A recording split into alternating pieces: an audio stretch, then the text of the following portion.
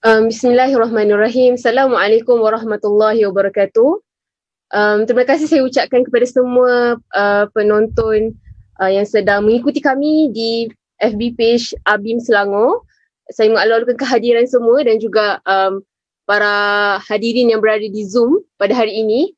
Jadi pada hari ini seperti yang saudara-saudari maklum, kita meneruskan lagi siri bicara bedah buku ABIM Selangor, siri yang kedua. Hari ini kita akan bawakan buku yang bertajuk 10 Lessons for a Post-Pandemic World, tulisan Farid Zakaria. Jadi saya memperkenalkan panel kita yang pertama. Beliau merupakan CEO Global Peace Mission Malaysia. Saya memperkenalkan saudara Ahmad Fahmi Syamsuddin. Sihat ni saudara Fahmi? Alhamdulillah, sihat. Khabar? Alhamdulillah, sihat. Okey, panel yang kedua, saya memperkenalkan beliau merupakan Presiden Persatuan Kebangsaan Pelajar Islam Malaysia PKPIM, saudara Farhan Rosli. Sihat Farhan? Sihat, terima kasih. Okey, terima kasih. Selamat malam semua. Selamat malam. So saya rasa hari ini panel kita bukan calang-calang orangnya. Mereka dah biasa dah dengan membedah buku. Baiklah, untuk format bedah buku kita pada hari ini, kita ada 5 pusingan. Iaitu pusingan yang pertama, kita akan minta panel-panel untuk memberikan ringkasan tentang buku yang ditulis oleh Farid Zakaria ini. Dan pusingan yang kedua dan ketiga, saya akan memberikan soalan kepada para panel kita. Dan untuk pusingan yang keempat, kita akan membuka ruang kepada para hadirin yang sedang menyaksikan live kita pada hari ini. Jika ada sebarang soalan, boleh share di ruangan komen, ataupun maybe siapa yang berada di dalam Zoom boleh masukkan soalan anda di ruangan chat. Dan pusingan yang kelima, kita akan memberikan rumusan tentang buku ini. Baiklah, saya pergi dulu kepada saudara Fahmi. Seperti yang saya rasa mungkin tidak ramai yang mengenali Farid Zakaria itu siapa. Jadi kita nak minta saudara Fahmi sendiri untuk berkongsikan siapakah sebenarnya Farid Zakaria dan mengapakah dia menulis buku ini semasa pandemik COVID-19. Silakan. Bismillahirrahmanirrahim. Assalamualaikum warahmatullahi ta'ala wabarakatuh. Dan juga salam sejahtera. Alhamdulillahirrahmanirrahim. Wassalatu wassalamu ala asyrafil anbiya mursalin wa ala alihi wa sahbihi ajma'in. Subhanaka la ilma lana illa ma 'allamtana innaka antal alimul hakim. Saya ucapkan terima kasih kepada saudari Fatin yang bertindak sebagai moderator kita pada malam ni. Saudara Farhan akan membedah pada malam ni. Saya ingat pada awalnya diminta untuk membedah buku lain, tapi sebab Farhan dah baca buku ni jadi tak acik lah yang kata kena start dengan buku. So buku yang ada di tangan kami sekarang ni adalah merupakan satu masterpiece ataupun satu lagi kita kata apa, hasil karya individu yang bernama Farid Zakaria. Jadi kalau siapa yang dengar nama Farid Zakaria ni seolah macam kata ni orang Islam lah contohnya, sebab nama Farid, nama Zakaria, nama Nabi pula tu. Jadi Farid Zakaria ni adalah seorang yang mungkin tidak asing di negara barat ataupun di United States sendiri, di Amerika Syarikat sendiri, kerana beliau adalah merupakan seorang individu yang dikenali sebagai seorang host, juga penulis prolific, dan beliau adalah merupakan kita kata seorang yang lahir pun datang daripada negara India. So beliau adalah kita kata dia background dia ni daripada Mumbai, dan sebenarnya dia dapat tawaran belajar daripada Yale sehinggalah ke Harvard. So daripada situ dia dah ada satu insightful dan juga rasa menariklah untuk hidup lama di United States sehinggalah sekarang ada 3 orang anak. Tapi sebelum tu lagi Farid Zakaria ni adalah merupakan individu yang datang daripada keluarga yang mempunyai satu latar belakang yang menarik, oleh kerana ayahnya adalah merupakan politician di India, manakala ibunya adalah merupakan dia sebagai wartawan juga. Jadi sejak daripada kecil, maksudnya bila wartawan bersama dengan ahli politik duduk di rumah kalau kita sebagai seorang anak yang mana latar belakang ayah dan ibu datang daripada background tu, kita boleh jangka lah macam mana pemikiran, bagaimana kita kata apa, suasana di rumah tu secara tidak langsung membentuk pemikiran dan juga membentuk peribadi kita sebagai seorang anak. Jadi itu berlalu, dan bila mana beliau berada di state, United States, pada asalnya disebutkan bahawa Farid Zakaria ni dia plan nak jadi academician, tapi end up dia banyak menulis artikel-artikel dan juga makalah-makalah di Washington Post, dan juga banyak di artikel-artikel yang keluar di kita kata di rencana-rencana utama, sehinggalah beliau merasakan itu merupakan satu idea dan gagasan yang beliau sendiri dapat ungkapkan dalam keadaan sebenarnya pada usia awal 20-an itu. Dia kata sekiranya Farid Zakaria ni end up masuk, dia boleh saja join dengan politician, dia boleh join sebagai kita kata apa, sebagai pegawai takbir di sana.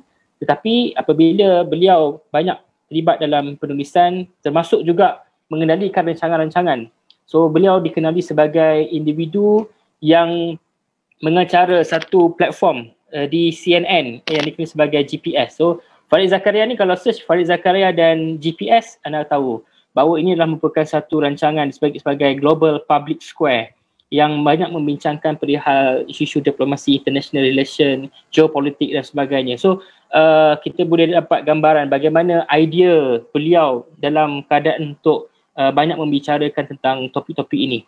Saya kena sebutkan juga bahawa selain daripada buku yang kita bincangkan pada malam ini, antara buku lain yang diterbitkan dan ditulis oleh beliau sendiri adalah buku The Post-American World, dan dia juga The Future of Freedom.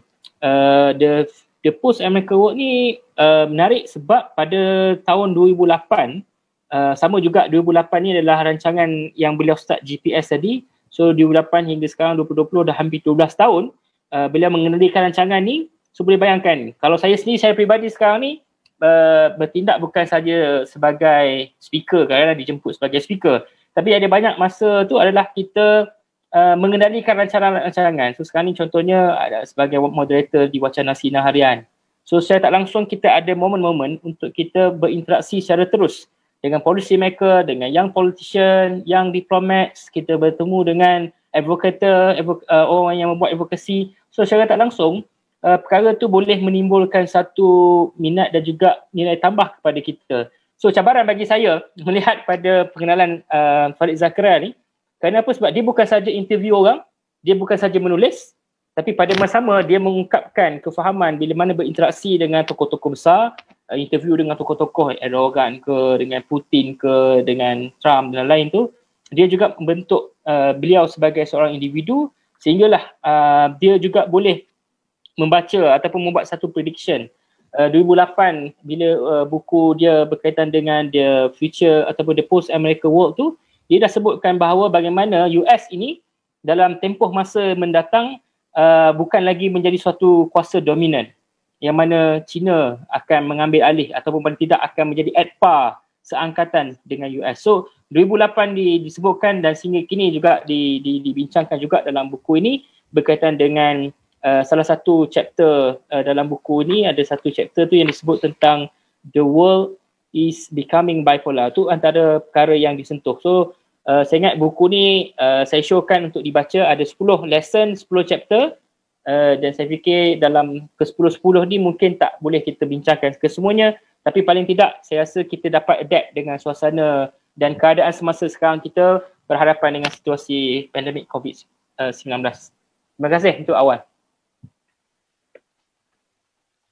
Terima kasih kepada Saudara Fahmi. Saya pergi pula kepada Saudara Farhan Rosli untuk mengulas lebih lanjut tentang buku ini. Silakan.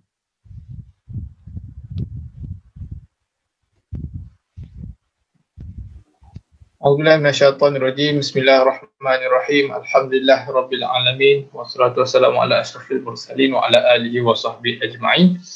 Rabbi shrah li sadri wa yassir li amri wa hlul 'uqdatam min lisani yafqahu qawli. Saudari moderator dari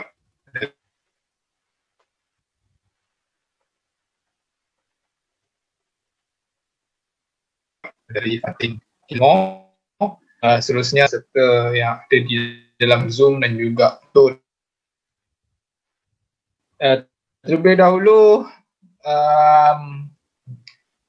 saya nak bagi tahu, kita nak bawa pembincangan kita berkenaan overview awal buku Farid Zakaria ini. Boleh saya simpulkan bahawa buku ini dia tak cerita pasal pasal pandemik semata. Jadi itu tesis awal yang kita nak letakkan, bahawa Farid Zakaria telah menulis buku surat ni, menulis 10 pelajaran daripada untuk dunia pandemik dalam 246 muka surat dengan rujukan-rujukan yang pelbagai, daripada interview yang dia interview tokoh-tokoh dan juga pemerhatian beliau pada beberapa momen-momen penting yang berlaku dalam dunia. Dan apa yang penting adalah, lebih dahulu saya nak kenalkan bagaimana saya kenal Farid Zakaria sebelum kita pergi jauh. Yang pertama adalah saya kenal buku Farid Zakaria ini lewat Profesor Mada Dr. Zulkifli Hasan ketika bicara soal future studies ataupun future scenario for the Muslim Ummah after and during COVID-19. Sebenarnya tesis Farid Zakaria ni banyak, kalau kita ikut perbincangan dalam seperti mana yang disebut oleh Dr. Fahmi tadi, antara The Post-American World, dia lebih kurang je. Cuma bagaimana dia berjaya mengulas apa yang disebut buku ini secara lebih holistik dengan mengaitkan dengan buku-buku lama yang dia pernah tulis. Itu yang pertama. Yang kedua, saya sebut tadi, dia bukannya buku yang dia cerita pasal lockdown, pasal pakai PPE, pasal apa lagi?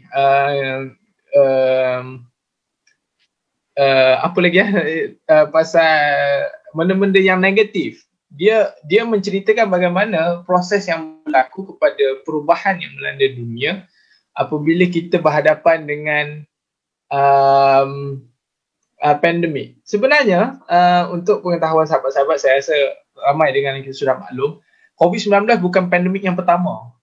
Bahkan dunia pernah berhadapan dengan Spanish flu, Black Death dan pelbagai lagi pandemik yang mengubah dunia. Dan ada beberapa tesis oleh Farid Zakaria dalam buku ini membezakan kesan COVID-19 dengan pandemik seperti Spanish flu dan Black Death yang melanda dunia. Contohnya dia sebut dulu masa Spanish flu dan Black Death tidak ada digitalization, tapi dunia sekarang ini sudah ada digitalization.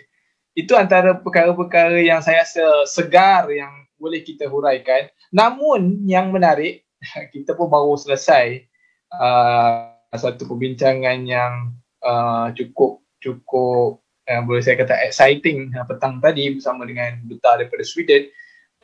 Dia berkait bagaimana Farid Zakaria menceritakan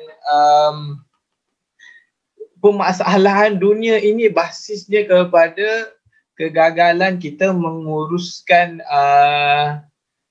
perubahan iklim, ataupun sekarang ini kalau mengikut yang terbaru daripada Pertubuhan Masa Bersatu, dia tak panggil lagi climate change, dia panggil emergency climate.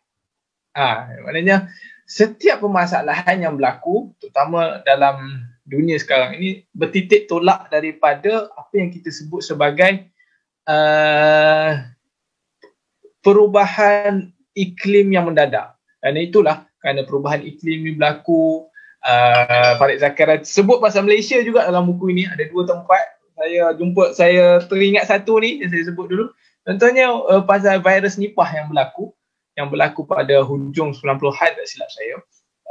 Berpunca daripada penanaman kelapa sawit yang kita menyebabkan berlakunya gangguan pada ekosistem yang menyebabkan virus itu tersebar. Begitu juga dengan dengan COVID-19. Dia memulakan tesis buku ini dengan menulis the back effect. Mana kita tahu pada 2019, tak silap 2019, when the first case of COVID-19 reported in Wuhan, kes itu bermula dengan haiwan.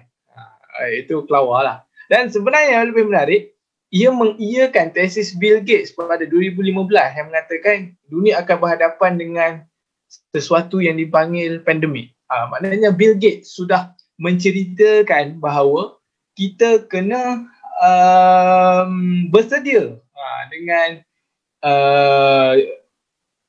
jangkaan akan berlakunya COVID-19, jangkaan akan berlakunya krisis kesihatan yang akan melanda masyarakat dunia.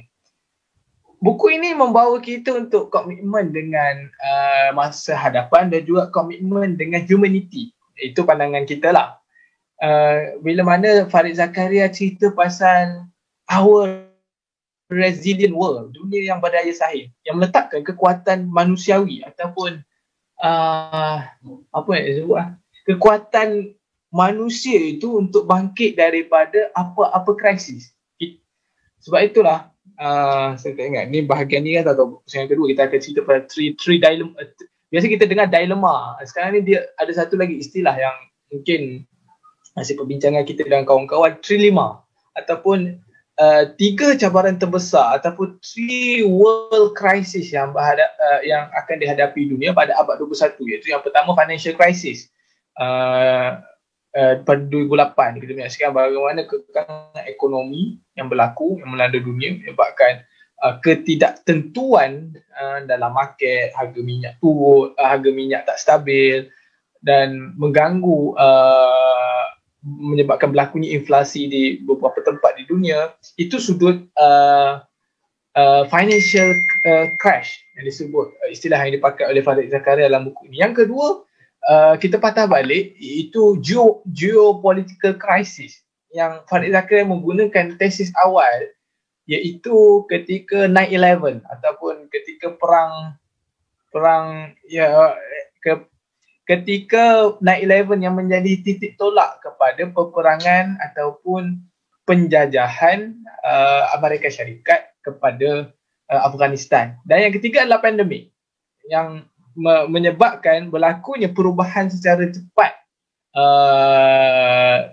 kepada dunia kita. Dia 3 perkara ini, 3 variable ini merupakan titik tolak sentral kepada perbincangan awal dalam buku ini. Dan juga buku ini juga dia mengiyakan satu tesis, sebuah lagi buku, saya kena tunjuk juga buku ni. Buku yang ditulis oleh Walter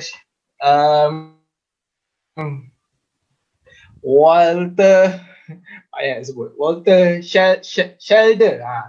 Dalam buku ni dia cerita pasal 4 perkara yang akan reduce inequality. Salah satunya pandemik, dan ada 3 lagi lah yang the disruption of state, revolution, peperangan, economic crisis, dan 4 variable ini ditambah dengan variable yang ditulis oleh Farid Zakaria ini. Dan saya rasa itu adalah suatu dia macam menjadi satu tembakan kepada kita untuk lebih membaca dan membaca. Dan kita akan lihat 10 lesson yang disusun itu adalah lesson yang menyentuh semua institusi. Ada menyentuh soal digitalisasi, menyentuh soal kerajaan, menyentuh soal humanity, dan juga ada juga menyentuh soal orang-orang yang realis, orang-orang yang idealis, menyentuh juga sebagai masyarakat awam umumnya dan juga pakar-pakar. Jadi saya rasa itu untuk awalan kita pada hari ini. Terima kasih kepada Saudara Farhan atas perkongsian beliau. Saya pun sempat sedikit baca beberapa bab buku tersebut, dan saya perasan memang tiada disebut tentang lockdown yang terjadi pada COVID-19 sekarang ini. Okey, saya pergi kepada pusing yang kedua. Saya nak bertanya kepada Saudara Fahmi berkenaan lesson nombor 2 di dalam buku tersebut. What matters is not the quantity of the government but the quality. Jadi kita nak melihat kepada negara USA kita lihat macam seolah-olah negara USA ni dia agak lambat memberi respon terhadap COVID-19 ni. Jadi adakah disebabkan mereka ini mengungguli bidang pharmaceutical dan juga kesihatan, so sebab itukah mereka menangguh-nangguhkan tindakan mereka untuk berdepan dengan pandemik ni? Dan sebenarnya macam mana kita sebagai mungkin rakyat di luar daripada USA nak mengambil pengajaran daripada tindakan kerajaan USA terhadap untuk mendepani COVID-19 ni? Silakan Saudara Fahmi. Ya, daripada 10 tu, ya yang chapter kedua ni memang khusus dan dengan apa keutamaan melihat kepada bagaimana pandemik ini disebutkan juga oleh Faik Zakaria banyak kali. Pertamanya dia kata, dan kita kena tanya soalan ni juga, betul? Sebab perbincangan beliau dengan salah seorang daripada businessman di India mengatakan bahawa pandemik COVID-19 jika dibandingkan dengan beberapa peristiwa besar dunia sebelum ini, kita mungkin dengar adik-adik yang lahir pada awal 90-an, mungkin kita pernah dengar tentang 9/11, peristiwa itu. So peristiwa 9/11, serangan disebutkan teroris ataupun act against terror, lepas tu rentetan daripada serangan itu menyebabkan berlakunya penjajahan Afghanistan, Iraq. Dan kalau ikutkan daripada peristiwa tu, dia mengejutkan kita kalau kita tengok live mana serangan WTC sebagai contoh. Tetapi implikasi selepas itu, post 9/11, ya, kita bercakap tentang Islamofobia, kita bercakap tentang bagaimana sekarang ni berlakunya perubahan polisi-polisi di kapal terbang sebagai contoh. Elemen-elemen keselamatan diperketatkan. Kita tengok bagaimana percaturan-percaturan tertentu yang akhirnya menyebabkan kita tengok hasil di Middle East ketika ini. Kedua, kita pernah dengar juga tentang bagaimana disebutkan tentang the financial crisis yang berlaku sebelum ni juga, mungkin antara tahun 2008, barangkali 2008-2006. Jadi berlakunya krisis ekonomi pada waktu itu, ia mungkin tidak juga memberikan satu implikasi yang besar daripada kita, sebab kita ada derivatif, kita ada insurans dan sebagainya. Tetapi COVID-19 ni dia kata berlaku dan terjadi kepada semua orang. Dan semua ada implikasi.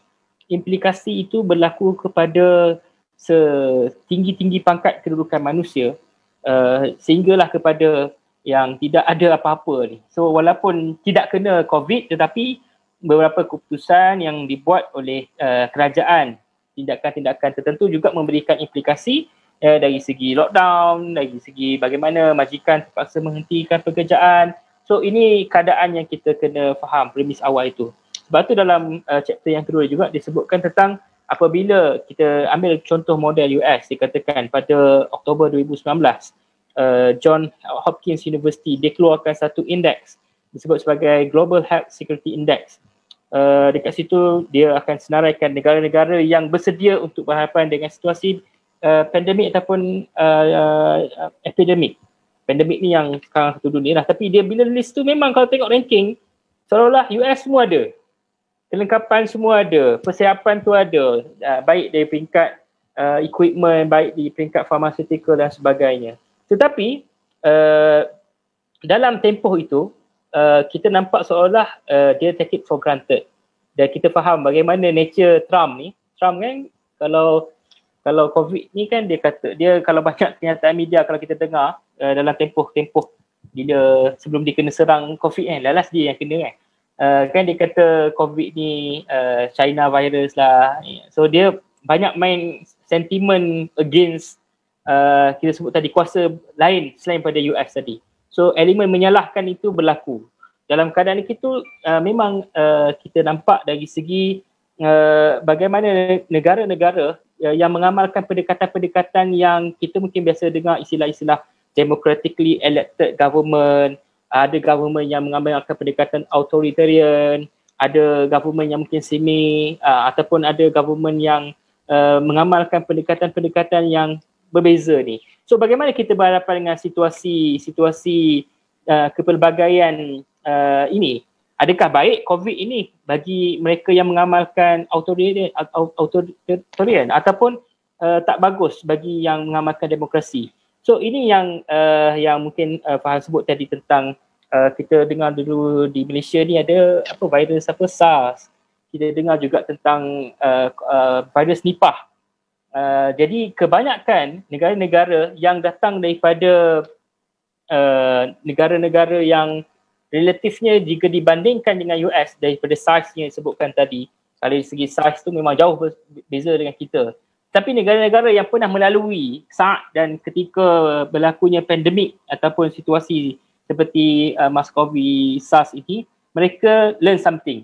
So bagaimana kerajaan, tindakan yang dibuat oleh beberapa buah negara ini memperbaiki dari segi sistem, dari segi kebolehan dan kesiapsiagaan itu menyebabkan we are learning something from our failure. Itu yang disebutkan oleh Faiz Zakir dari sini. Apabila kita tidak pernah kalah, jika dibuat perbandingan juga oleh beliau dalam tulisannya menyebutkan tentang bagaimana lepas World War II, negara-negara yang dia ambil perbandingan Jerman dengan British sebagai contoh, bagaimana Jerman boleh cepat membangun dalam kita tengok Jepun sendiri pun dalam keadaan berbeza kekalahan dalam perang.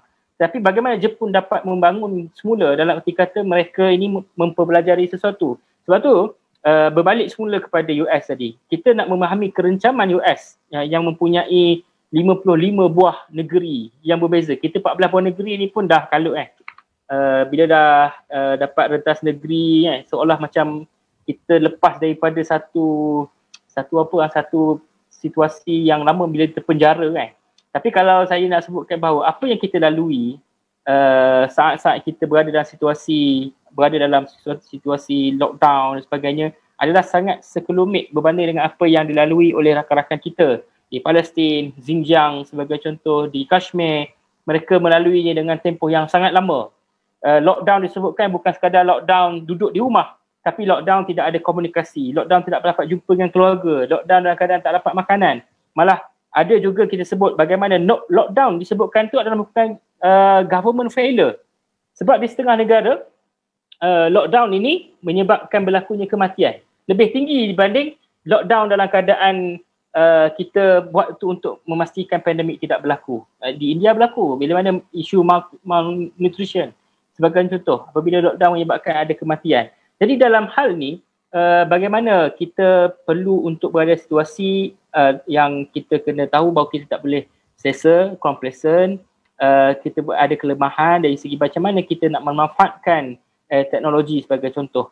Dan di dalam buku ni disebutkan tentang bagaimana model-model yang terbaik yang dibuat oleh negara-negara tertentu. Saya ambil contoh di sini, apabila dikata tadi US 55 negeri dalam dia dengan sistem yang pelbagai, dia ada pelbagaian nak memahami US punya sistem ni banyak sehinggalah mereka pada Jun 2020 telah mengumumkan satu peruntukan yang agak besar dari segi largest pandemic response in the world, iaitu sebanyak 6 trilion untuk diagihkan. Tapi isu di sini adalah dalam isu government, what matter is not the quantity but the quality apabila berlakunya birokrasi. So birokrasi lah macam kita lah, birokrasi diumumkan peruntukan juta-juta bilion-bilion, bawa habis dengar belanjawan, dengar debat, kita duk tunggulah bila nak sampai, bila nak dapat. So samalah kalau di US ni nak bagi cek, cek ni pula bila ada birokrasi faham lah, nak tentuin nama salah lah. So bila Trump nak election ni nak kena tak nama Trump, nak tak muka dia So benda-benda contoh yang disebutkan tentang birokrasi yang menyebabkan the end sepatutnya yang terima tak dapat. So ini yang disebutkan dalam buku ni. Dan apa yang kita boleh belajar di sini juga adalah bagaimana kepentingan saiz kerajaan. Kalau dibuat US tu besar lah kan dengan pelbagai layer tadi. Kalau diambil contoh macam Taiwan sebagai contoh, diambil contoh juga negara seperti Hong Kong, dibuat perbandingan rakyat dia sekitar 23 juta sebagai contoh. So yang ditekankan dari segi bagaimana mereka ni boleh membuat satu sistem quarantine. Dia bukan sangat kita kata contact tracing, dia bukan sangat sebab dia boleh identify kita macam My Sejahtera scan kat tu saja, tetapi bagaimana quarantine yang disebutkan tadi dibuat secara sistematik. Dan 1% yang dibuat untuk identify orang terlibat quarantine, dia akan menyelamatkan 99%. Sebab tu kebanyakan negara-negara yang saya sebutkan tadi tidak mengamalkan pendekatan lockdown. Saya ada buat perbincangan dengan salah seorang daripada task force Malaysia dalam Kementerian Kesihatan, daripada tentera, kolonel tentera, menyebutkan bagaimana hari ini apabila disebutkan tentang kes Malaysia, bagaimana kita berjaya pada fasa pertama. Sebab apa? Sebab berlakunya total lockdown. So bila total lockdown, memanglah tak ada berlaku penyebaran. Berbanding dengan sekarang, kita tengok 3 kes, 3 angka, 4 angka. Sebab rutin itu berjalan dan itu realitinya. Dan Tan Sri Tan Sri Ketua Pengarah Kesihatan juga, saya ingat dia pun sebut pada kita, dia kata we are learning how to adapt and live with COVID-19, dia kata. So life must go on. So kita kena take all the necessary precaution measure to protect our families and ourselves. So macam mana kita hari ni kena adapt dengan situasi. Isu ni di sini bagaimana government perlu competent, well functioning, walaupun ramai tapi kalau tak berguna susah juga, trusted state and the quality of government. So itu mungkin kupasan untuk bab yang kedua lah. Terima kasih. Terima kasih kepada Saudara Fahmi atas kupasan untuk lesson tersebut. Untuk makluman tuan-puan sekalian, sebenarnya dalam buku ni macam saudara-saudara panel menyebutkan tadi, dia ada 10 lesson. Jadi mungkin sekejap lagi kita boleh pergi secara overview lah untuk bagi tahu apa benda lesson-lesson yang disebutkan oleh penulis. Okey, baiklah, saya pergi kepada saudara Farhan. Sebab saya akan pergi lesson by lesson untuk kedua-dua panel ni. So untuk saudara Farhan, kita pergi kepada lesson yang pertama, iaitu buckle up. Jadi kita tengok dalam bab ini, penulis membincangkan tentang kemusnahan alam sekitar. Beliau juga menyebutkan dalam bab ini bahawa ada satu report daripada PBB tahun 2019 yang menyatakan ekosistem dunia ni semakin musnah dan biodiversity makin lenyap. Dan juga hampir 1 juta hidupan pelbagai spesies diancam kepupusan dalam beberapa dekad akan datang ni. Jadi saya pun tertanya-tanyalah sama ada sejauh manakah kebenaran kemusnahan alam sekitar dan juga krisis ekonomi ni disebabkan tangan-tangan manusia atau pemimpin yang sangat rakus untuk mengejarkan modernisasi sesuatu negara. Dan juga soalan kedua, macam saudara Farhan sebut tadi pasal trilema, saya pun baru perasan perkataan trilema ni. Jadi kita nak tahu apa peranan trilema ni, terutamanya untuk mengurus dalam pasca pandemik ni. Silakan saudara Farhan. Terima kasih. Sebelum kita pergi jauh, ada perkara yang menarik saya tertinggal saya nak sebut. Farid Zakaria ada sebut benda yang menarik berkaitan. Sebelum ni kita selalu bicara soal nak ubah sesuatu benda, kena ubah benda yang besar, dan benda yang besar itu akan menyebabkan benda yang kecil-kecil itu akan berubah. Tapi dalam buku ni Farid Zakaria bawa satu naratif bahawa kadang-kadang kita terlalu memikirkan untuk mengubah sesuatu yang besar sehingga menyebabkan kita lupa perkara kecil itu sebenarnya yang penyebab kepada satu masalah. Contoh saya bagi Titanic. Kalau ada satu dokumentari yang dibuat ketika dia kaji Titanic tu karam kenapa. Ada yang menyatakan sebab sailor ataupun sailor bahasa Melayu sailor kapal Titanic tu dia tak fokus untuk tengok iceberg dan menyebabkan tak perasan dan Titanic langgar iceberg. Itu kesilapan yang kecil. Yang kedua, teori kedua, tenggelamnya Titanic itu kerana ada satu skru dekat rangka kapal itu tak dipasang dengan baik. Itu juga tesis yang dibawa dalam buku ni yang disebut small changes can have a big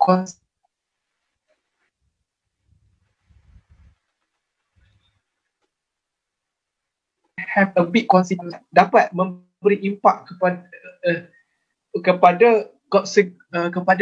perubahan yang lebih besar. Contoh kita lihat dalam komputer, kalau satu button je rosak, komputer tak boleh jalan. Contoh badan kita, kalau saya ingat kecil-kecil dulu, kalau gigi je sakit memang jam. Satu tubuh ni rasa tak tenteram. Orang contoh gigi bengkak kan, dia macam hidup, badan kita tak selesa. Itu antara perkara-perkara yang menarik yang disebut oleh Farid Zakaria, bahawa kadang-kadang kita kena melihat perkara-perkara yang kecil. Dan mungkin perkara-perkara yang kecil itulah menyebabkan berlakunya perkara yang lebih akan menyebabkan implikasi yang lebih besar akan berlaku. Dan dalam pandemik ini terbukti apabila terutama di Amerika Syarikat, mereka invest soal menguruskan perkara-perkara yang besar. Contohnya dia invest dalam bidang ketenteraan. Perkara ini disebut oleh Farid Zakaria. Dia invest beli macam-macam, prepare pesawat, prepare mission canggih. Tapi mereka lupa untuk mengkaji haiwan-haiwan yang kecil. Apa yang boleh dibawa oleh mereka, simptom-simptom ataupun virus-virus yang dibawa oleh benda-benda yang kecil. Perkara-perkara ini yang saya rasa cukup menarik lah untuk kita tengok bahawa kadang-kadang perubahan di sekeliling kita ini tidak berlaku kerana kita mengenepikan perkara-perkara yang kecil. Ni mungkin kita boleh retrospeksi lah sebagai anggota jamaah, mungkin kena ubah usrah lah kot, nak ubah jamaah kita kan. Itu pandangan saya lah. Berkaitan lesson yang pertama, buckle up. Buckle up ni idiom bahasa Inggeris. Dia macam kita nak naik kereta tu, kita kena pakai tali pinggang. Itu macam metafor yang digunakan. Dalam buku ni juga menarik, banyak terma-terma metafor yang dia tak adalah complicated sangat untuk difahami, tapi saya rasa lenggok bahasa yang dipakai tu menyebabkan buku ini tambah menarik lah. Yang penting kita kena prepare. Bill Gates dah cerita pandemik akan berlaku, tapi perkara itu macam didiamkan. Dia tidak ada persediaan yang menyeluruh. Maknanya apa sahaja yang berlaku memerlukan kepada kita untuk bersiap sedia. Pepatah Melayu pun ada sebut, sediakan payung sebelum hujan. Itu yang pertama. Yang kedua adalah kepercayaan kepada human spirit. Saya suka nak sebut perkara ini. Apabila kita berhadapan dengan satu krisis, kita kena yakin krisis itu akan berlalu. Cuma itu menuntut kita untuk menzahirkan watak resilient itu. Dalam bajet 2021 pun sebut soal resilient ini. Kita kena percaya bahawa kita kena percaya bahawa sesuatu yang buruk itu akan kembali pulih. Cuma kita kena enjoy ataupun be patient with the process. Itu contoh lockdown yang berlaku 3 bulan. Kita kena percaya bahawa lockdown ni akan lift up. Tapi kita kena sabar sepanjang proses itu berlaku. Kerana ini adalah suatu fitrah alam ataupun satu kefahaman tentang kenapa sesuatu perkara itu setiap yang bermula akan ada akhir. Itu yang kedua. Yang ketiga adalah berkaitan perkara yang disinggung oleh moderator tadi, berkaitan climate change. Saya ingat 2-3 minggu lepas kita dikejutkan dengan berita dengan izin khinzir masuk alam anda. Itu adalah bukti bahawa climate change sedang melanda masyarakat dunia. Apabila climate change ni bukan soal air laut bertambah. Dia bukan soal sungai makin cetek. Itu implikasi yang kita nampak depan mata. Tapi dalam buku ini Farid Zakaria sebut kenapa pandemik ini berlaku, kerana interaksi kita dengan haiwan itu makin dekat. Di Wuhan, mereka makan kelawar. Dalam keadaan China tu dah membangun dengan pelbagai lah, dengan ada bangunan-bangunannya, tapi bagaimana penyakit itu bawa daripada haiwan? Kerana interaksi itu sudah berlaku. Kita sudah hidup kita sudah macam bayanglah di alam anda tu tiba-tiba khinzir masuk ke dalam supermarket. Itu menyebab change ataupun rantaian ekosistem itu sudah terganggu. Itu yang kita katakan climate change ini adalah suatu sebab kenapa menjadi titik sentral kepada berlakunya krisis-krisis di sekitar kita. Dalam keadaan haiwan ini sudah menjadikan bangunan bandar-bandar besar ini sebagai tempat mereka bermain-main. Saya ingat pengalaman kita pergi ke universiti di UIA kan. UIA ada kera, ada biawak dan beberapa universiti lain ada haiwan-haiwan yang sudah masuk dalam dan sudah berinteraksi secara lebih dekat dengan manusia. Ini tesis yang disebut oleh Farid Zakaria dalam keadaan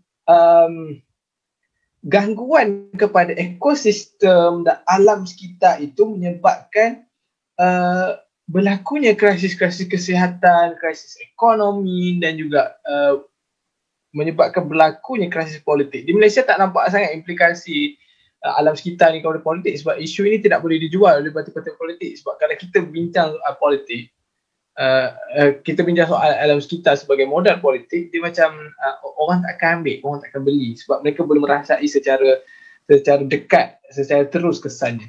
Dan banyak lagi lah yang disebut. Yang seterusnya saya sentuh sikit pasal trilema itu. Trilema ini adalah satu keadaan yang di mana kita harus memilih di antara tiga variable ataupun tiga permasalahan yang mana yang harus diselesaikan dahulu. Trilema ini yang disebut dalam buku Farid Zakaria yang dia quote daripada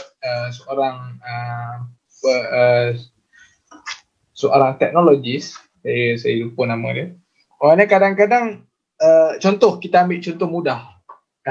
Adalah contoh disebut contoh dalam keadaan Malaysia. Kita ada krisis politik, kita ada krisis kesihatan, kita ada krisis ekonomi. Kita nak selesaikan yang mana dulu? Kita nak selesaikan tiga-tiga sekaligus. Tapi apabila kita nak selesaikan tiga sekaligus, akan ada suatu permasalahan akan tertinggal. Contoh, kita nak kukuhkan politik. Tapi menyebabkan health service kita tak dapat tahap kesihatan itu tak dapat dijaga. Buktinya ketika pilihan raya negeri Sabah, kita nak baiki, nak kukuhkan kestabilan politik di sana, tapi menyebabkan kes COVID-19 itu meningkat. Itu yang itu kalau aspek kita nak mengukuhkan ekonomi dan politik, tapi kes kesihatan itu meningkat. Dan itulah yang saya rasa benda-benda yang perlu kita fahami bahawa trilema itu adalah perkara yang akan dihadapi oleh dunia pada hari ini, terutama dengan tiga perkara yang three world crisis yang saya sebut daripada awal, iaitu financial crisis, health crisis dan juga political crisis. Dan yang terakhir adalah kita kena faham setiap momen yang berlaku di dunia ini berisiko, dan Farid Zakaria sebut keperluan kepada tamadun manusia itu untuk bersedia dengan apa sahaja jangkaan yang disebut. Kerana itulah dia seorang futurist, kerana dia dapat menjangka dia berjaya menakulkan perkara-perkara yang penting yang akan berlaku, dan takulan itu tidak akan bermakna sekiranya kita tidak dapat menghadapi cabaran-cabaran. Itu tidak akan bermakna sekiranya kita tidak dapat bersedia.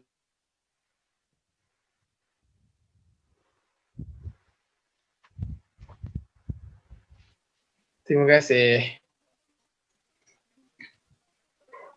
Terima kasih kepada Saudara Farhan. Maknanya disebabkan beliau merupakan seorang futurist, jadi setiap analisis tu perlu kita ambil kira, betul tak macam tu? Maksudnya tak boleh buat tak tahu. Setiap analisis ataupun jangkaan-jangkaan yang beliau tuliskan, kita kena ambil pengajaran ataupun bersiap siaga, especially dalam pandemik, sebab ramai futurist yang dah meramalkan akan adanya pandemik. Tetapi itulah tindakan-tindakan kita yang melengahkan ataupun mungkin macam Saudara Farhan cakap tadi, trilema. Pilihan manakah yang perlu diutamakan dalam untuk membuat satu keputusan. Dan saya pergi kepada Saudara Fahmi untuk pusingan yang ketiga. Setakat yang perbincangan kita saya rasa perbincangan kita dah sangat banyak dah walaupun baru 3 round. Jadi apa pengajaran yang kita boleh ambil dalam perbincangan kita ni untuk kita manfaatkan dalam realiti kehidupan kita pada hari ini? Silakan Saudara Fahmi. Dalam keadaan sekarang ni, apa yang kita dapat dan lesson lah, sebab tu buku ni menariknya sebab dia ditulis berkaitan dengan lesson. Kadang-kadang kita ni kalau dengar ceramah 2 jam, dengar forum yang kita bincangkan ni 2 jam, tak dapat 2 jam tu pun dapat 5 minit punya point pun dah cukup dah. Sama juga kat sini ada banyak point, di 10 lesson ni ada masa ketika mungkin tak sesuai, ataupun bagi kita hanya subscribe dengan beberapa idea yang kita rasa sesuai untuk kita bawa lah kan, betul tak? Daripada 10-10 ni. Cuma bagaimana kita nak kaitkan situasi berdasarkan pembacaan, perbincangan kita dengan situasi yang kita alami hari ni.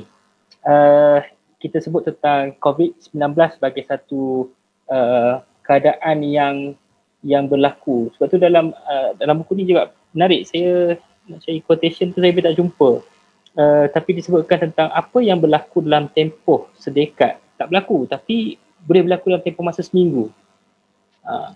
Sedekat tu tak ada, tapi benda tu boleh berjadi dalam masa seminggu, kita dah melaluinya. So benda tu dia kalau Fred Zakaria ni sebut sebagai dia benda yang accelerate, dia dibawa, dia macam melajukan. Dia bukan sangat dia tukar, dia transform. Dia bukan sebab COVID ni menyebabkan kita ubah, tak. Maksudnya dia sebut juga tentang implikasi kepada COVID ni tidaklah sampai menyebabkan tidak ada lagi cities dan sebagainya.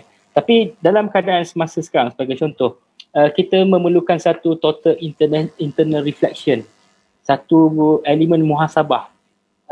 Kadang-kadang kita kena lihat juga bagaimana istilah yang biasa kita dengar tentang blessing in disguise. Sesuatu yang pada umumnya kita lihat negatif, tapi ada juga elemen-elemen positif daripada situ. Kita dengar tadi disebutkan tentang, pertama dari segi bacaan futuristik orang-orang tertentu kan, Bill Gates.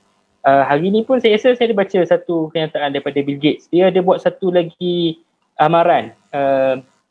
Saya ingat saya ambil daripada M-Star ini, dia sebutkan tentang bagaimana Bill Gates memberi amaran 6 bulan akan datang boleh jadi fasa COVID-19 paling teruk. So berita ni ditulis pada 15 Disember. So hari ni berapa bulan ni? Tak lama lah, maksudnya 15 Disember dia kata dalam tahun 2020 ni memang memberikan satu implikasi yang besar, bukan pada dia, kepada awak, tapi kepada satu dunia. Dalam keadaan tu memang situasi ni mengubah cara hidup kita yang kita sebut tentang new norms, normal baru, bagaimana kita menanggapi tentang isu-isu ni. Tetapi dalam tempoh yang disebutkan oleh Bill Gates tadi, dalam tempoh 6 bulan daripada sekarang, ianya akan jadi fasa yang lebih teruk. So dalam keadaan ini dikata kita macam mana kita dikata jangkaan kematian tu mungkin akan meningkat kepada 200,000 lagi. Saya tak pastilah angka yang terkini berapa. Maksudnya jangkaan berlakunya peningkatan tu memang ada. Tapi dalam keadaan sekarang ni, bagaimana kita nak memastikan bahawa kita tidak lagi menjadi seorang yang mementingkan diri.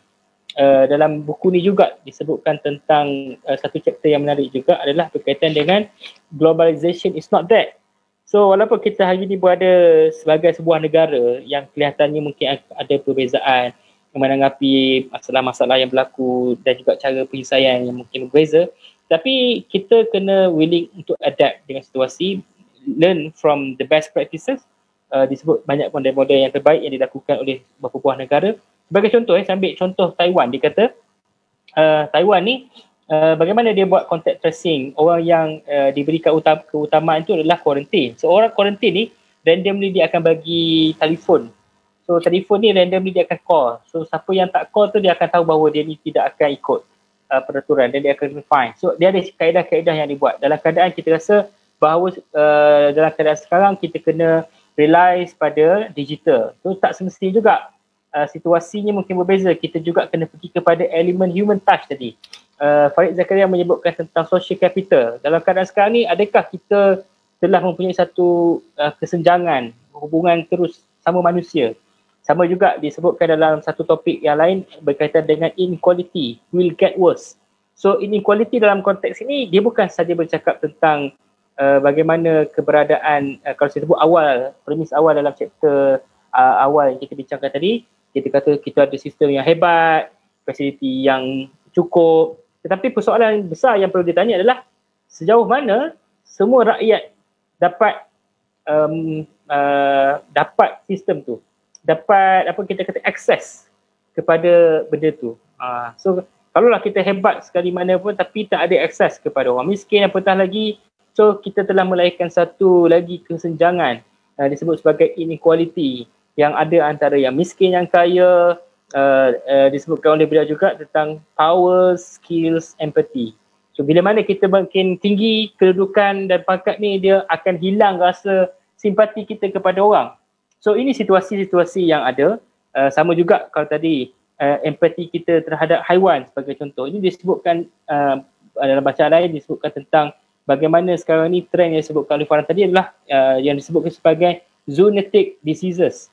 Sebab tu kalau kita belajar tentang kategori haiwan, dia ada haiwan yang jinak, betul tak? Dia ada haiwan ternakan. Dia ada haiwan liar. Kenapa dipanggil haiwan liar? Haiwan liar dia tak duduk kat bandar. Haiwan liar ni dia tak duduk dalam kandang. Haiwan liar ni adalah liar. Liar tu maksudnya dia kena bebas.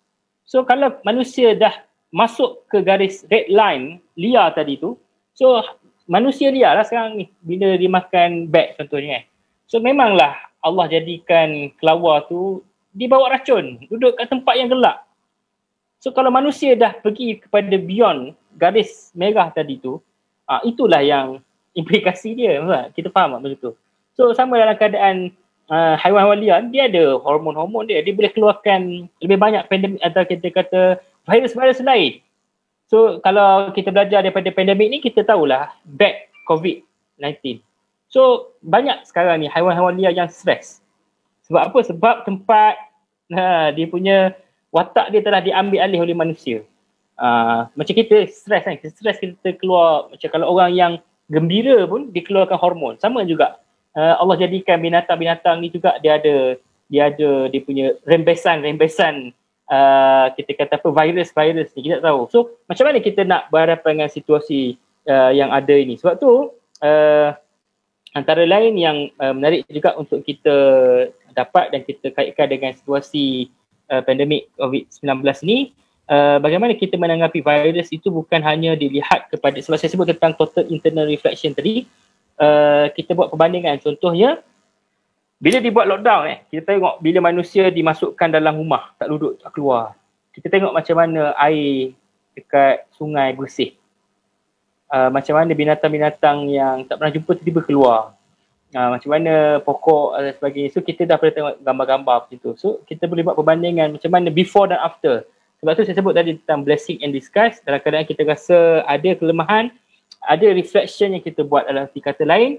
Virus yang kita tengok itu juga, dia ada hard virus, dia ada soft virus. So soft virus ni apa? Dia kata economic virus, kita dengar tentang hilang unemployment, maksudnya kenaikan, dan juga dari segi orang yang kena buang, dari segi empati kita kepada rakyat biasa yang disebutkan sekarang ni, kita bincang tentang digital poverty. Bila berhadapan dengan akses Zoom, kita banyak berinteraksi melalui platform digital ni, kita kena tanya, mungkin kita rasa kita dapat semua benda tu sebab kita ada akses, kita ada internet wifi, kita ada gadget. Tapi bagaimana kepada orang yang tidak punyai gadget pun nak belajar kan? Kalau macam di Malaysia ni sebut sekitar 1.7 juta, 4.7 juta pelajar, 1.7 juta itu dikategorikan sebagai miskin digital. So bagaimana kita nak menanggapi masalah ini? Kita dengar juga tentang virus politik yang tak serta, media virus, history virus, dan juga perkara yang berkaitan dengan pollution. Kita tengok tentang jenayah rumah tangga juga semakin tinggi. Walaupun kita kata bila berlakunya pandemik ini, dikata dia ada banyak masa untuk berinteraksi dengan keluarga. Tetapi dia perlu juga social capital tadi. Interaksi secara fizikal tu juga. Kadang-kadang kita menulis kalau kita marah kita tulis kat WhatsApp ataupun kita tulis kat chat ataupun email, terjemahan marah tu kita tak nampak, betul tak? Sebab dia dalam bentuk tulisan kita baca. Tapi bila kita berhadapan secara fizikal, dia marah rupanya. So macam tu baru kita akan tahu macam mana situasi dan keadaan seseorang. So saya ingat umumnya saya boleh katakan bahawa kita sebenarnya kena belajar sesuatu daripada krisis pandemik COVID ini. Terima kasih Saudara Fahmi. Maknanya kita perlukan di dalam pandemik ni perlu perbanyakkan muhasabah dan melihat kepada elemen-elemen positif yang possible untuk dilaksanakan sebenarnya. Baiklah, saya pergi kepada Saudara Farhan. Kita nak discuss sikit berkenaan lesson number 5 iaitu Life is Digital. Kita tengok di dalam bab ni penulis menceritakan tentang bagaimana digital economy ni dia dah seolah-olah memakan material economy, dan juga ada ramalan juga mengatakan lebih kurang sepanjang COVID ni lebih kurang 100,000 store ataupun perniagaan yang memiliki bangunan, ada kedai-kedai, mereka akan tutup disebabkan mereka tidak mampu untuk berada di dalam ekonomi digital ni. Jadi kita nak minta Saudara Farhan berkongsikan apakah manfaat daripada digital ekonomi ini sebenarnya, dan juga cabaran-cabaran yang akan dihadapi terutamanya buat peniaga-peniaga kecil. Silakan Saudara Farhan. Terima kasih. Saya suka untuk tegaskan kembali premis yang kita sebut pada awal perbincangan tadi, bahawa COVID-19 bukan pandemik yang pertama yang melanda dunia. Cuma yang membezakan COVID-19 dan pandemik-pandemik lain yang pernah melanda dunia adalah perkara ini hadir ketika kemodenan dunia itu banyak dilingkari oleh elemen digitalisasi. Contoh, masa Spanish Flu, masa Black Death, masa tu tak ada WhatsApp, tak ada smartphone, tak adalah benda-benda yang technological punya item kan. Cuma yang membezakan ketika COVID-19 ni hadir, kita cuba lihat aspek positif. Yang mana Farid Zakaria sebut dalam lesson kelima ini adalah dia cerita bagaimana Uber berkembang dengan pesatnya, Grab Food. Sebab itu kita cuba reflect. Saya baca dan saya kaitkan dengan persekitaran kita kan. Dulu Grab ini hanyalah memberi keuntungan kepada syarikat-syarikat besar. Itu sudut ekonomi digital. Dulu KFC je ada Grab, McD ada Grab. Sekarang ni makcik-makcik kampung pun dah ada aplikasi Grab dalam kedai diorang dalam aplikasi Grab. Itu yang pertama, membawa satu nikmat yang besar dalam perniagaan atas talian. Sebab apa? Sebab kita kena survive. Dan saya suka sebut saya lagi, manusia ini ada human spirit ni. Dia akan cari cara untuk survive. Sebab dah tak boleh buka kedai secara fizikal, jadi dia kena cari kaedah lain untuk memasarkan bahan-bahan perniagaan itu. Itu yang disebut. Dan juga bagaimana Farid Zakaria melihat keperluan smartphone. Smartphone ni bahaya sebenarnya. Dengan smartphone inilah dalam tu ada WhatsApp. Akan adanya teredarnya fake news, teredarnya benda-benda yang menjadi asas kepada kekacauan dalam masyarakat kita. Kerana tu smartphone ni bahaya. Yang contoh disebut di India, saya ingat. Di India tu disebut bagaimana mesej palsu atau berantai ni menyebabkan satu pembunuhan pernah berlaku. Dan kita balik kepada jika tidak datang COVID. Jika tak datang COVID, saya rasa kita tak akan dapat berinteraksi secara maya mana saya berinteraksi dengan rakan-rakan di Facebook, rakan-rakan di Zoom. Dan rasa kalau tak ada COVID ni, mungkin Zoom, orang tak akan tahu secepat ini berkenaan Zoom ini. Orang tak akan tahu bagaimana nak guna Google Meet, orang tak akan tahu cara nak pakai Skype, walaupun Skype tu dah lama ada. Ini antara hidup kita sudah berada secara digital, boleh saya kata hampir secara sepenuhnya. Contoh di universiti, dulu kelakar kalau lecturer nak buat kelas online. Tapi kerana universiti itu ditutup, Farid Zakaria sebut ini mempercepatkan pembelajaran atas talian itu berlaku. Contohnya, contoh di universiti, saya secara peribadi sebagai seorang mahasiswa, masuk kelas dalam keadaan pensyarah ada kat depan skrin, bukan secara bersemuka. Dan juga banyak lagi YouTube dulu tak ramai, bukan YouTube. Dulu orang filem tidak mahu invest dalam YouTube untuk upkan diorang punya reach penonton. Kita juga lihat bagaimana Netflix dan iFlix sudah mula menjadi pengganti kepada televisyen. Itu tak termasuk lagi kepada perbincangan berkumpulan. Dulu intellectual discourse ini tidak lagi memerlukan perbincangan secara fizikal. Dia just boleh buat melalui email, boleh buat melalui group chat, video conference. Dan positif side-nya, kita dapat berinteraksi secara global.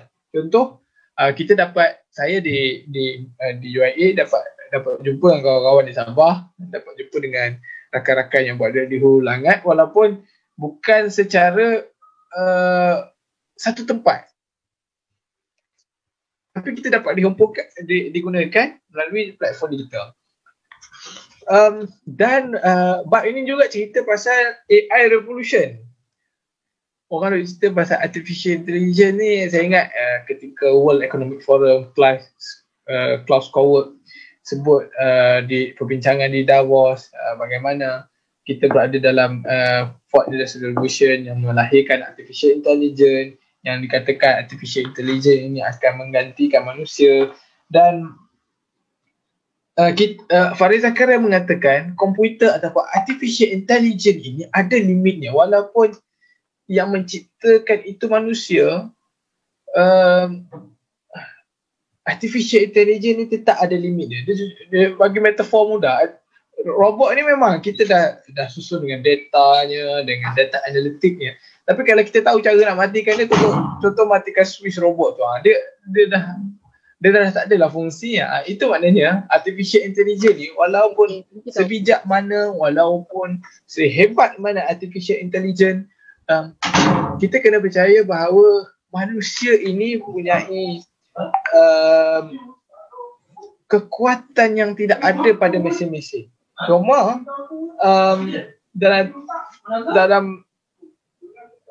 dalam tesis ini juga, dalam buku ini juga disebut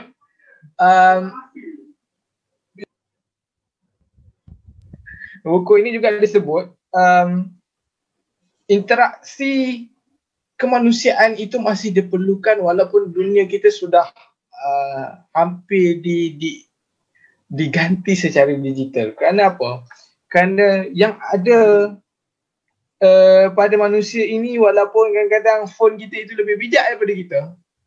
Contoh, kita nak pergi ke mana-mana pun tengok phone, kita nak simpan data perbelanjaan pun dalam phone. Ini disebut oleh Zakaria dalam buku ni. Kita nak selesaikan beberapa tugasan pun dalam phone, dan kita nak ke situ ke sini pun menggunakan phone. Tetapi kita masih percaya bahawa manusia itu penting. Zakaria sebut dalam buku ni, saya suka untuk share, highlight ni. Human were praised for many qualities other than their power to calculate, bravery, loyalty, generosity, faith and love. Benda ni tak ada pada robot. Keberanian, loyalty, generosity, faith and love ini tak ada pada robot. Tetapi benda ini hanya ada pada manusia. Sebab itu kita katakan selagi mana manusia itu menjadi manusia, ataupun orang sebut satu kaedah yang dikatakan humanizing the human, kita percaya bahawa AI ini walaupun dalam keadaan digital menggantikan macam-macam kan, kita masih percaya humankind ini dapat diselamatkan sekiranya manusia itu sebenarnya yang disebut oleh Farid Zakaria ini mempertahankan values kemanusiaan itu, soal love, generosity, faith, bravery dan nilai-nilai yang hanya dapat ada pada manusia, yang memang nilai-nilai ini tidak boleh diganti secara naturalnya kepada AI ataupun robot-robot. Terima kasih. Okay, baiklah, terima kasih kepada Saudari Farhan atas kupasan yang panjang.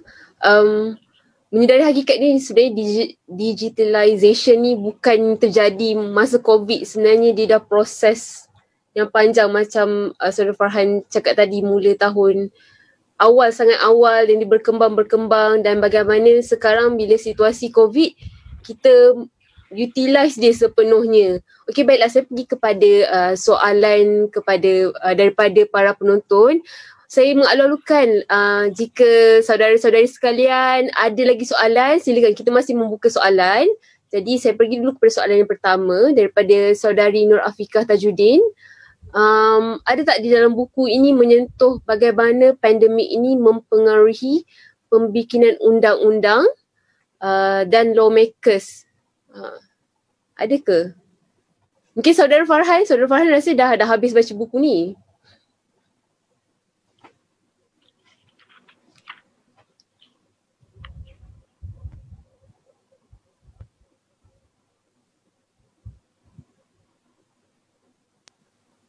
Saya rasa terima kasih Saudara Afiqah atas soalan. Saya rasa Saudara Fahmi ada ulas tadi berkenaan efficiency of the government. Kita tidak lagi melihat size government itu berfungsi, tetapi bagaimana efficiency ataupun kualiti kerajaan itu dapat dia tak tengok pada saiz kerajaan itu untuk melaksanakan sesuatu, tapi dia melihat efisiensi kepada kerajaan itu untuk berhadapan dengan situasi COVID-19 ni. Sebab itu ada dua bab lah yang sesuai untuk Saudara Afiqah rujuk, antara bab keempat dan bab kelima. Bab keempat dan bab keempat dan juga bab ketiga. Bab ketiga dan bab kedua dan bab keempat. Maafkan saya.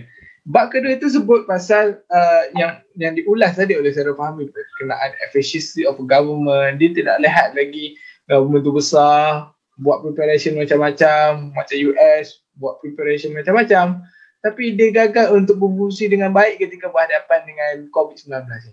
Dan juga dalam bab itu bab kedua. Bab keempat ni disebut people should listen to expert and expert should listen to the people.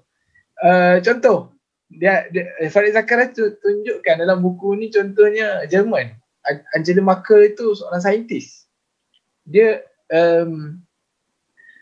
sebut ini saya nak kait dengan soalan lah.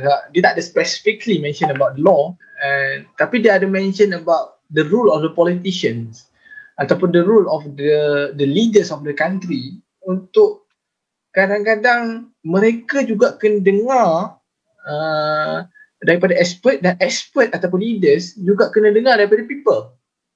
Sebab itu dalam buku ni Angela Merkel, seorang saintis, dia dapat menggunakan kepakaran dia sebagai saintis untuk menggarisbawahi beberapa langkah-langkah yang efektif bagi menghadapi COVID-19. Banyaklah polisi-polisi yang diperkenalkan oleh Merkel, dan sudah pasti saya kena sebut, walaupun tak disebut secara spesifik peranan Jacinda Ardern, cuma disebut peranan New Zealand dalam buku ni. Mana New Zealand, Taiwan, Korea Selatan menjadi antara negara-negara yang terkedepan dalam mengurus persoalan COVID-19. Itu betul. government tak perlu besar, tapi efficiency of the government is most important dalam menghadapi krisis. Itulah apa yang disebut oleh Farid Zakaria. Mungkin Abang Fahmi baik juga tu. Ya, tadi memang kalau ikutkan spesifik yang kita bincangkan, kalau merujuk pada soalan Itulah Afiqah apa tu, yang disebut oleh Farid Zakaria. Mungkin hello, apa yang disebutkan oleh saya tadi dalam lesson, what matters not the quantity but the quality of the government tu, secara tak langsung memberikan gambaran, sebab dalam buku ni secara tak langsung kita dah boleh dapat melihat dan belajar apa model best practices yang dibuat oleh negara-negara yang dirujuk sebagai negara yang terbaik dalam menangani pandemik COVID-19 ni. So dalam keadaan tu pun sebenarnya kritikan beliau terhadap US itu juga memang ada asbab dan ada asasnya. Dalam keadaan mungkin kita berbangga dalam keadaan kita kata semua ada, tapi bila pandemik berlaku kita tidak react dalam keadaan yang sepatutnya. Sedangkan kalau betul itu, kita dah boleh untuk buat lebih besar daripada itu. Yang keduanya dia sebutkan tentang bagaimana hari ini peranan yang perlu dimainkan oleh negara-negara tu, dia bukan lagi competing in nature, tapi lebih kepada collaborate. Dan kita kena tangani secara bersama. So dalam isu-isu melibatkan undang-undang, lawmakers, betul kalau kita tengok apa yang berlaku di Malaysia, bila sokongan tertentu kepada bajet sebagai contoh, memang pada asas dan dasarnya bersetuju atas sebab untuk membantu rakyat dalam perihal COVID. Tapi tak masuk hal lain lah, tapi maksudnya bersetuju atas dasar yang sama. Sama juga kepada US tadi, saya sebutkan peruntukan yang agak besar dalam dunia khusus untuk menangani COVID-19. Di US itu dah hampir angkanya 6 trilion. So memang sangat besar. Dan saya nak tambah sikit apa yang disebutkan juga daripada lesson yang kita boleh belajar adalah bagaimana kita hari ini perlu untuk belajar daripada expert, dan expert pun kena dengar pandangan kita. So benda tu dia perlu ada dalam keadaan reciprocal. Dia tak boleh saja kita kata contoh dalam keadaan bila sekarang ni orang dah menanti untuk penerimaan vaksin pula. So fasa seterusnya sekarang ni fasa untuk terima vaksin ni. Tadi saya tengok gambar ada macam Indonesia 2 hari lepas sebut bahawa Jokowi kata dia akan bagi vaksin kepada semua secara percuma. So cabaran bagi kita Malaysia macam mana? Adakah hanya yang kaya saja yang terima ataupun yang miskin tak dapat? So macam mana dari segi akses kepada perkara tersebut juga satu perkara yang kita kena ambil kira. So dalam hal ni memang nak tak nak kita kena manfaatkan ataupun kita kena belajar sesuatu, dan apa yang disebutkan tentang kita punya isu yang berkaitan dengan COVID fatigue ni juga disebutkan tentang bagaimana hari ini kita berhadapan dengan situasi apabila terlalu lama proses ni tanpa ada penyelesaian, maka penat seseorang itu terhadap situasi ini. Tetapi kemungkinan untuk COVID ini bukan hanya kita lihat kepada faktor COVID yang ada sekarang, tapi tak mustahil akan ada evolusi kepada COVID ini. So dalam keadaan tu mau tak mau kita kena berada dalam keadaan yang sentiasa siap siaga lah. Okay, saya pergi terus kepada soalan yang kedua.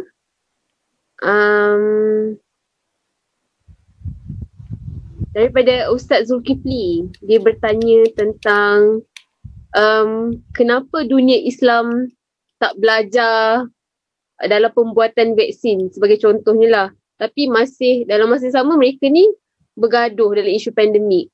Mungkin daripada panel nak ulas atau komen? Kita beri saudara Fahmi dululah. Kita selamanya berada dalam situasi sebagai user, bukan creator. So dalam situasi sekarang ni, yelah kita sebut tentang kesiapsiagaan yang saya boleh ulas sikit lagi. Sejauh mana hari ni kita berhadapan dengan elemen futuristik tadi juga. Dr. Zulkifli Hasan banyak menyentuh tentang soal benda ni. Kita agak lag dari segi itu. Kita hanya mengambil pendekatan yang bersifat reaction rather than proaktif untuk kita jadikan sebagai kita dah ada the setting of the agenda. Kita dah ada the one who actually set up the agenda, not the one who react to the other agenda. So cabaran bagi kita untuk melihat perkara ni. Itu belum lagi dalam keadaan kita bukan sahaja bergaduh sama-sama sendiri, tapi nak memahamkan orang tentang vaksin itu juga satu lagi sisi lain yang kita kena berhadapan sekarang ni. Saya ada buat catatan khusus tadi berkaitan dengan bagaimana kita perlu ubah cara pemikiran kita juga. Maksudnya dalam erti kata kita kata expert, sebab benda ni Farid Zakaria banyak menyentuh tentang kita perlu respect kepada data, kajian, sains. Dan bukan hanya sekadar berdasarkan kepada hearsay, ataupun ada satu istilah yang disebutkan tentang bagaimana bila berlakunya penyebaran maklumat-maklumat yang tak betul tu. Satu istilah saya tengah cari tapi tak jumpa kat catatan ni.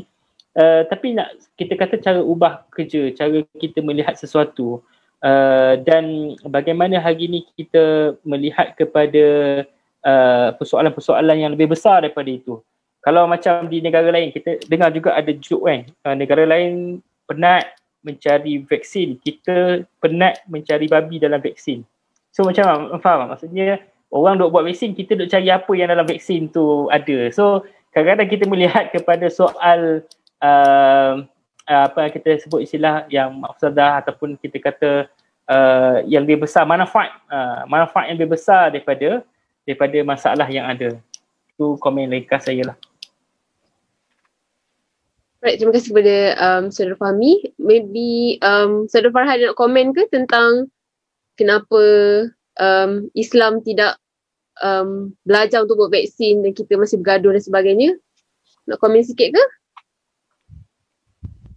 Itu buku ni tak directly mention lah pasal Islamic world. Saya rasa mungkin yang dia hanya sebut adalah ketika peringkat awal lah, contohnya ke serangan ke Afghanistan dan whatsoever. Cuma saya rasa dalam mendepani perkara ini, saya ingat satu perbincangan yang dibuat oleh Profesor Madar Zulkifli Hasan berkenaan senario dunia Islam berhadapan dengan pandemik COVID-19. Ini ada 3 senario. Yang pertama adalah satu golongan yang menyatakan COVID ini adalah bala daripada Tuhan. Dia masih terperangkap dengan keadaan bala dan ini kerana kita buat dosa, Tuhan bagi bala. Itu antara pemikiran yang kita agak kalau boleh elakkan lah kita berhadapan dengan perkara itu. Senario kedua adalah kita tidak dan senario pertama itu juga akan menyebabkan bila berlakunya bala, dia akan meningkatkan pemikiran hulum ataupun ekstremisme di kalangan umat Islam. Sebab dia mengatakan macam kita cakap sekarang, macam Saudara Fahmi sebut tadi, COVID ni boleh pakai ke vaksin ni boleh pakai ke tak, halal ke tak, dan istilah yang dipakai tadi lah. Yang kedua adalah umat Islam ni tidak berubah. Contoh, kalau tengok OIC Outlook Report yang disebut itu specifically for the Muslim world, yang dia mengatakan tahap kemiskinan, tahap pengangguran negara umat Islam ni sangat tinggi. Itu benda yang kita kena perhatikan. Dan itu tahap kemiskinan dan tahap pengangguran. Dan ada juga data-data daripada pemikiran global lain, dadah di negara umat Islam yang terlalu tinggi, korupsi, itu antara benda-benda yang kita harus elakkan. Yang ketiga adalah future yang kita mahu, senario selepas pandemik ini, iaitu umat Islam mula berfikir, dan benda itu sudah bermula sebenarnya. Kita kena ada komitmen optimism dengan masa depan. Bila di Malaysia dulu kita ingat TN50, di Saudi pun ada Saudi 2030, di Bahrain, di Oman, di Qatar, dia sudah they are starting to mapping the future, to map the future.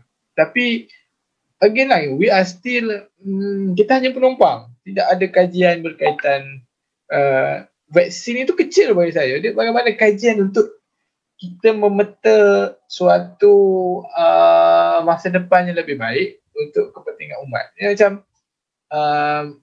ya benar perkara itu bermula di China, tapi kalau umat Islam efektif, patutnya kita sudah bersedia dengan langkah-langkah yang bersesuaian menghadapi COVID-19 ini. Tapi yang paling penting adalah itulah kenapa kita kena membaca karya-karya sebegini, untuk at least we learn something from the Western world and we can do better for the Islamic world. Terima kasih. Terima kasih kepada Sir Farhan. Kita terima lagi soalan daripada saudara Azlan Abim Selangor. Beliau bertanyakan apakah pengajaran untuk mahasiswa, pengajaran yang kita boleh dapat daripada penangguhan kelas-kelas, sebab bukan semua kos pembelajaran sesuai untuk dijalankan dalam bentuk online learning. Maybe boleh komenkan sikit tentang isu ini.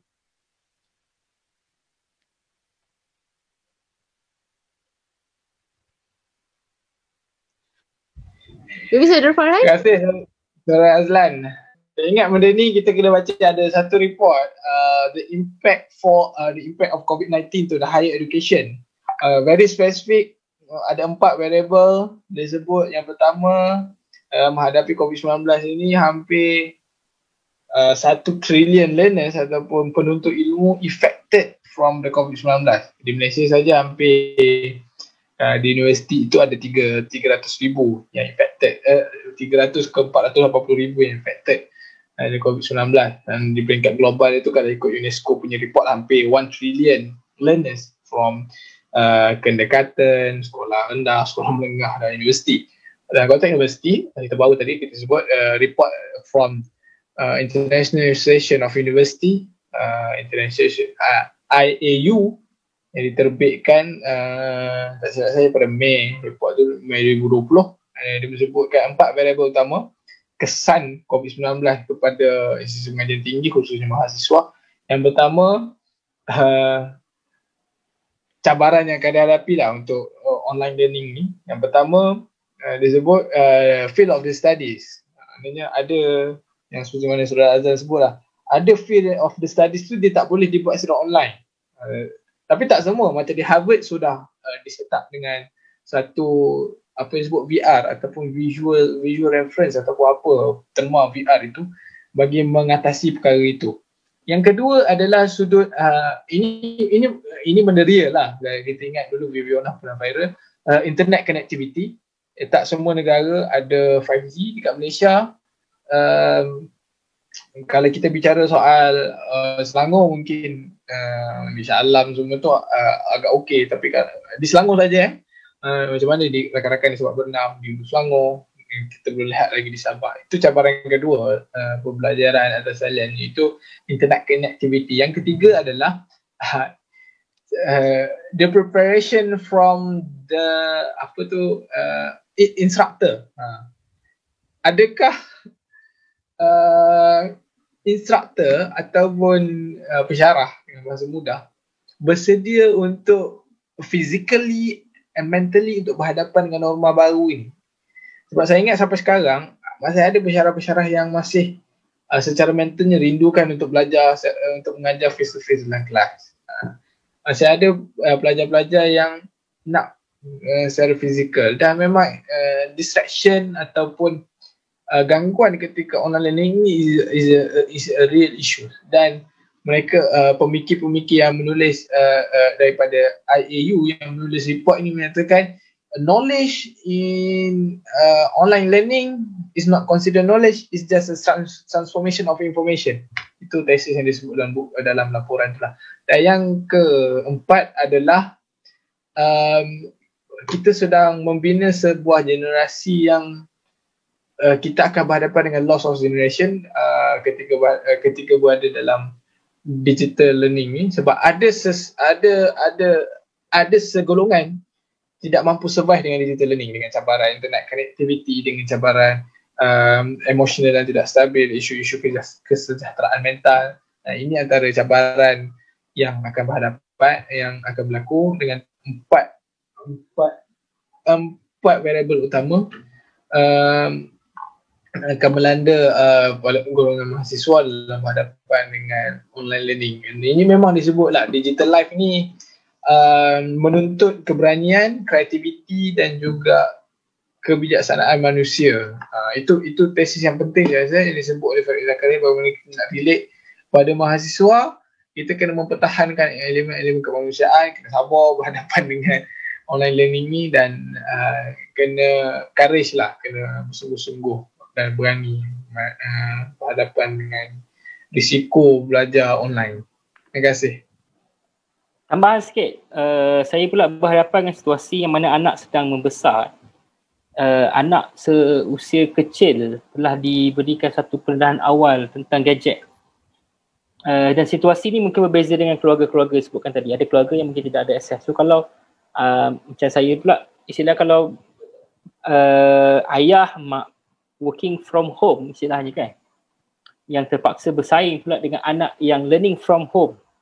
So telah ada satu isu peperangan domestik lah. So memang adalah isu-isu yang berkaitan dengan kita kata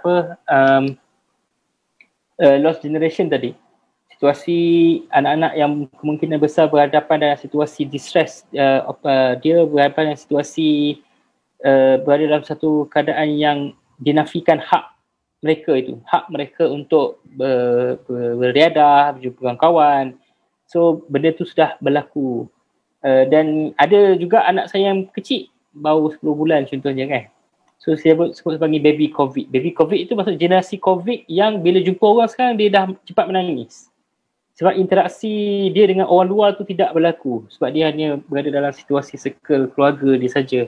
So perbandingan tu kita dah boleh buat satu ialah rujukan dan realitinya kita faham itu situasinya.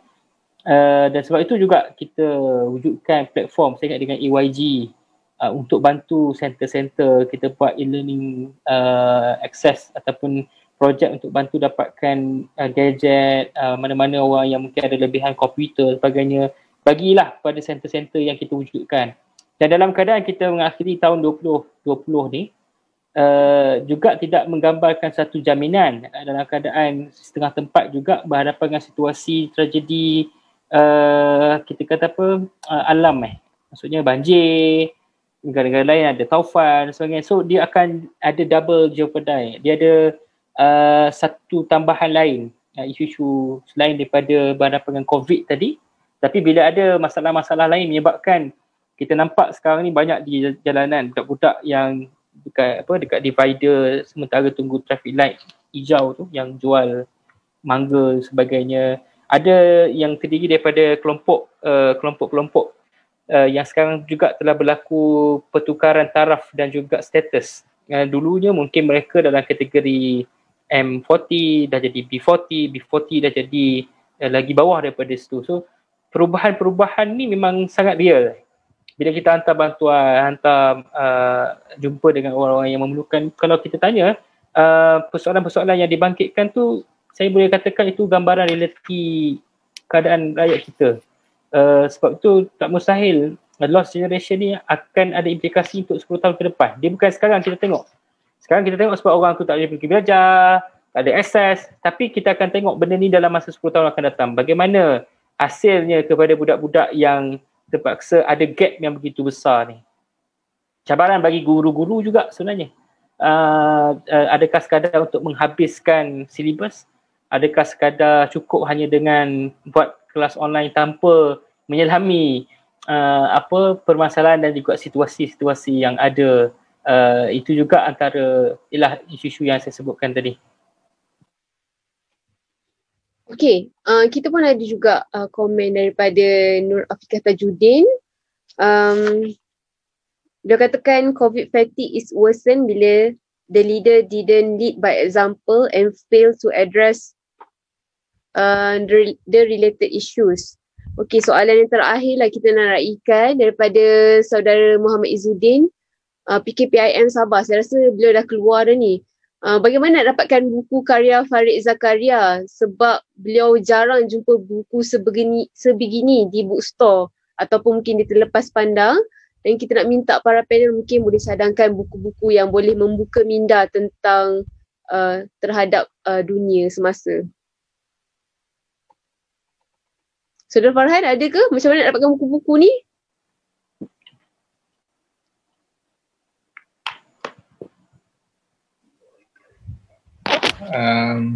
Buku ni yang pertama, kalau nak beli online boleh tengok book boleh buka Amazon. Yang kedua, depository, itu yang biasa kita tengok lah.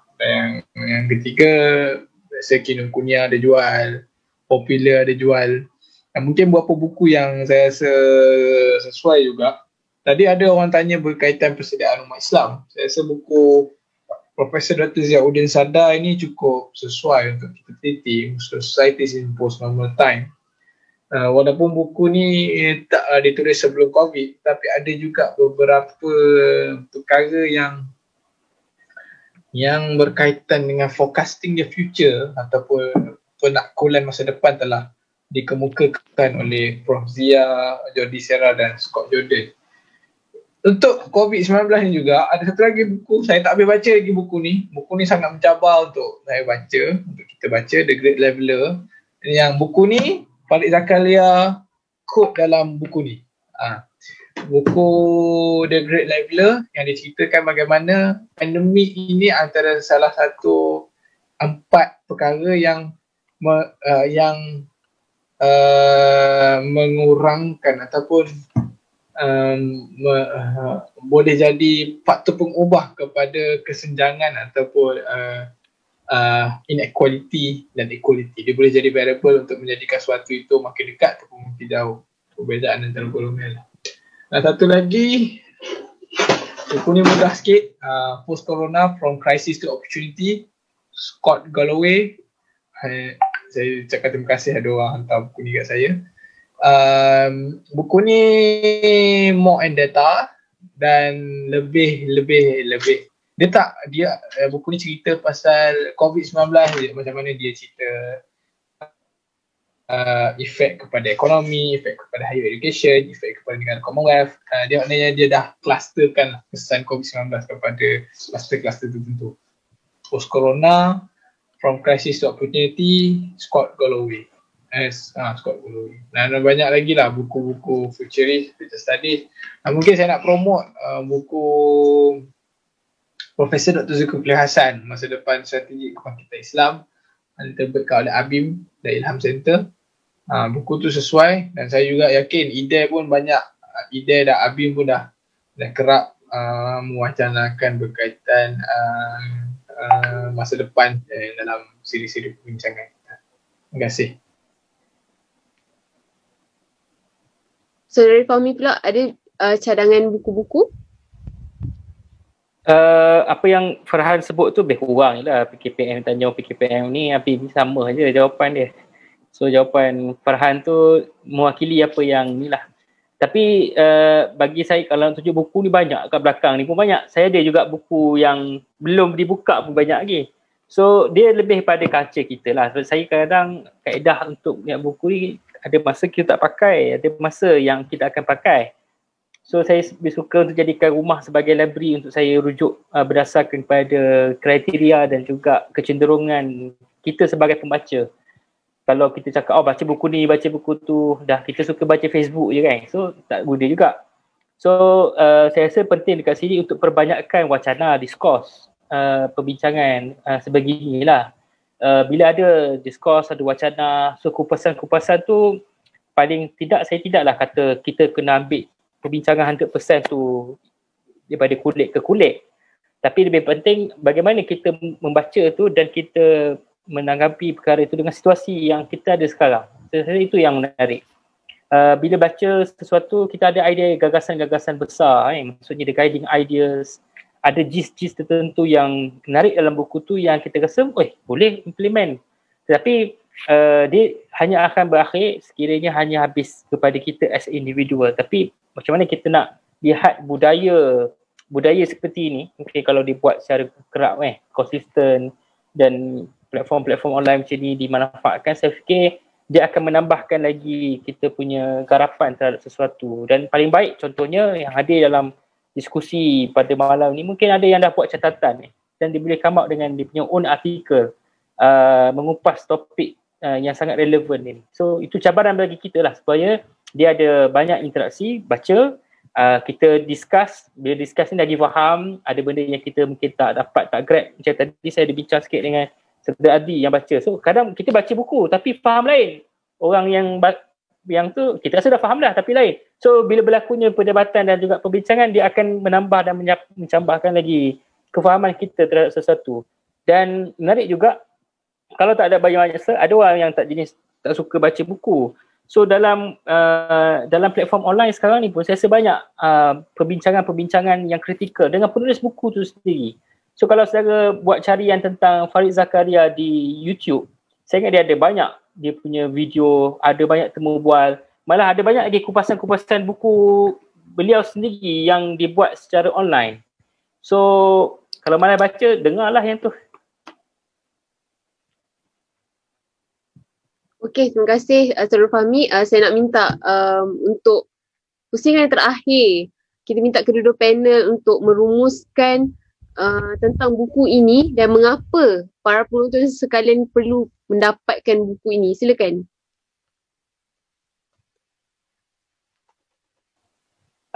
Saya fikir, saya sebut tadi, 10 lesson yang ada pada buku ni menggambarkan satu hakikat dan juga pandangan kita terhadap apa yang kita akan jangkakan kepada dunia berhadapan dengan situasi pandemik COVID. Bukan saja COVID lah, post-pandemik.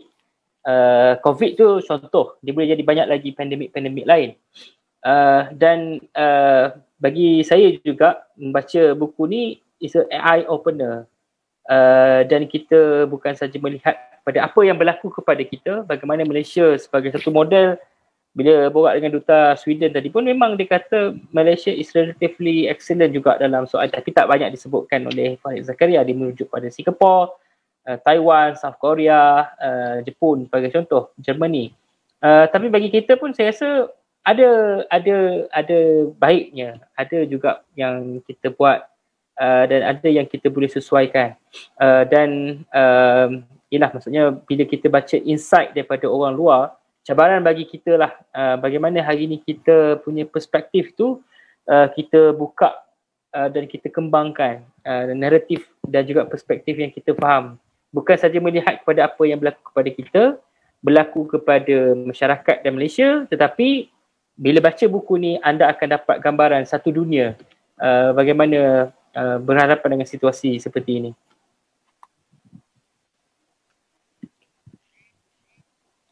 Saudara Farhan pula untuk rumusan. Saya ucapkan terima kasih Abim Selangor atas jemputan dan juga Saudara Fahmi yang sanggup bersama-sama untuk kupas buku ni. Betul lah yang Saudara Fahmi sebut tadi, kalau saya baca saya faham lain, dan ada juga input-input yang kita dapat walaupun kita dah baca buku ni. Dan yang paling penting, bacalah 10 lesson ni, walaupun kita tak dapat sebut ke 10-10 pembelajaran malam ni, lesson daripada post-pandemic world. Buku